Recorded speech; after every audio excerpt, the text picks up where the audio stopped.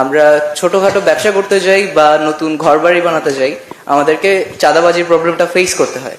তো আমি জানতে চাচ্ছি আপনি এটা নিয়ে কি প্ল্যান করছেন, যে আপনি কিভাবে রুট লেভেল থেকে এই প্রবলেমটা সলভ করবেন। একটা গভর্নমেন্টের মেসেজিং অনেক ক্ষেত্রে অনেক জিনিসকে সঠিক পথে নিয়ে আসতে পারে।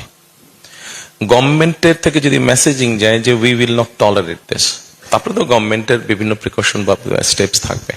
কিন্তু যখন মেসেজিং যাবে যে আমরা এই ধরনের জিনিস টলারেট করব না, আমরা করাপশন টলারেট করব না, অটোমেটিক অ্যাটলিস্ট 20-30% তখনই রিডিউস হয়ে যায় সমস্যাটা। A few moments later. সরকারের প্রধানমন্ত্রী পদের কর্তব্য বিশ্বস্ততার সহিত পালন করিব।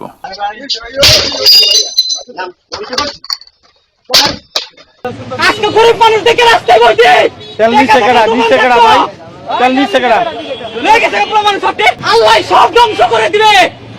আল্লাহর হুকুম হলে সড়ক মহাসড়কে পুরো টুলের নামে চাঁদাবাজি চলছে।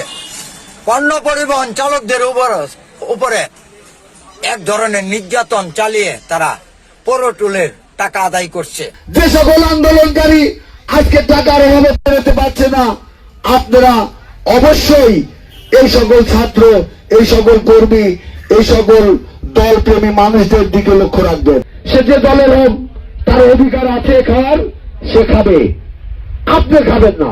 প্রতিহত করে তোমাদের অধিকার তোমরা আদায় করে নেবে এবং দলকে সুসংগঠিত করবে। এটা অধিকার তোমাদের খাওয়া আছে, তোমরা খাবা। মনে রাখবেন, we have a plan for the people and for the country. ইনশাআল্লাহ আমরা সেই প্ল্যান বাস্তবায়ন করব।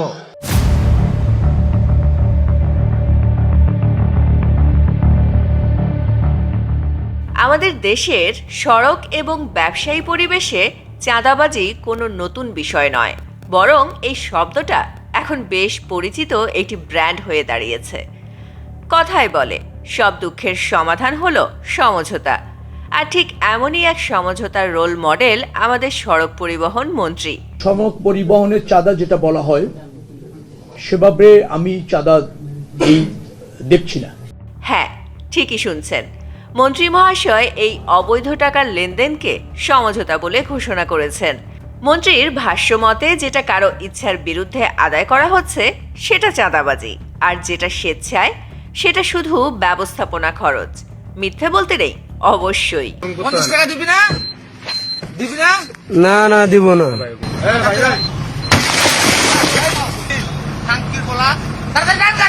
চাঁদা আকারে আমাদের কাছে দেখার সুযোগ হচ্ছে না, কারণ তারা সমঝোতার ভিত্তিতে করছে। ধরা যাক মোহাম্মদপুরের বসিলা সিটি হাউজিং এর ব্যবসায়ীদের গল্প। ফারুক ভাই আর তার দল, তারা তো একদম নিরাপদে ব্যবসায়ীদের কাছে চাঁদা দাবি করে বসেছিলেন। তার এক বন্ধু বলছিলেন, এতদিন তো হুমকি দিয়েছি, কিন্তু সিসিটিভি ফুটেজের ভাইরাল হওয়ার আগ পর্যন্ত তেমন কোনো সমস্যা ছিল না, কিন্তু এখন তো পুলিশ এসে মাইকিং করছে, আর আমার নামের পাশে গ্রেপ্তার হওয়ার সম্ভাবনাও বাড়ছে। দোস্ত, এবার তো আমি ঠিকই গ্রেপ্তার হব। তারপর ফারুক ভাইয়ের গ্রেপ্তারের পর কাউকে ছাড় দেয়া হবে না, এই স্লোগান শুনতে শুনতে জনগণ তো মজা পেয়েই গেল। কেউ কোনো চাঁদা দিবেন না, কেউ কাউরে কোনো চাঁদা দিবেন না, এই যে সারাবাদ ধরা হয়েছে, কাউরে কোনো চাঁদা দিবেন না। একদিকে ফারুক ভাই মাইকিং করছে, আর অন্যদিকে জনগণ গলা ছেড়ে স্লোগান দিচ্ছে, তোমরা চাঁদাবাজদের ছাড় দিচ্ছ, আমাদের তো আর ছাড় দেওয়ার প্রশ্নই নেই। প্রতিবাদ তো এমনিতেই তাদের রক্তে মিশে। কাউকে কোনো চাঁদা দিবেন না, এই চাঁদাবাজ ধরা হয়েছে, কাউকে কোনো চাঁদা দিবেন না, চাঁদাবাজরা আসলে আমাদেরকে খবর দিবেন। এখন ফারুক ভাই একাই চাঁদাবাজি করছিলেন তেমন নয়।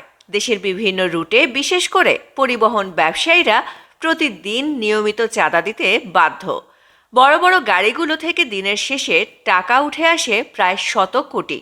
সড়ক পরিবহনের চাঁদা যেটা বলা হয়, সেভাবে আমি চাঁদা দেখছি না। চাঁদা আকারে আমাদের কাছে দেখার সুযোগ হচ্ছে না, কারণ তারা সমঝোতার ভিত্তিতে করছে। আর মন্ত্রীর ভাষায় এই টাকা মোটেও চাঁদাবাজি নয়, এটা ম্যানেজমেন্ট ফি ভাই, যেটা সবাই স্বেচ্ছায় দেয়। এমনকি সড়কে চলাচল করতে গেলে এসব স্বেচ্ছায় পরিশোধিত ফি না দিলে তো গাড়ি দাঁড়িয়েই যাবে, আর কোথাও যাবেন কিভাবে? আসল কথা, সরকার যতই মাইকিং করুক, জনগণের ক্ষোভ আর চাঁদাবাজির সমঝোতা সবটাই রঙের পরিণতি। MCTV, US।